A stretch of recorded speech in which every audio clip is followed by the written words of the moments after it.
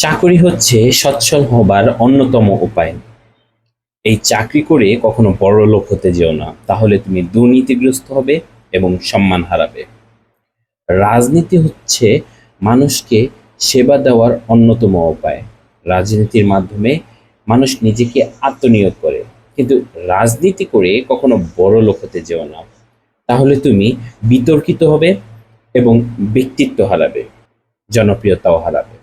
যদি বৈধ উপায়ে, হালাল উপায়ে বড়লোক হতেই চাও, তবে বিনিয়োগ করো এবং এটা সার্বজনীন স্বীকৃত।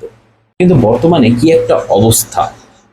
মানুষ চাকরি করে, একই সাথে অবৈধ উপার্জনও করে, আবার তার অপরাধ ঢাকার জন্য এবং শাস্তি থেকে বাঁচার জন্য বিভিন্ন রাজনৈতিক ছত্রছায়ায় নিজেকে আবৃত করে রাখে। রাজনৈতিক মহলে তার বিশাল নামডাক, চাকরিজীবী হওয়া সত্ত্বেও। আবার ব্যবসাও নাকি একটা করে, কিন্তু সেটাও অসৎ উপায়ে। এখন প্রশ্ন, আপনি কাকে বিশ্বাস করবেন? চাকরিজীবীকে, রাজনৈতিক ব্যক্তিত্বকে, নাকি ব্যবসায়ীকে?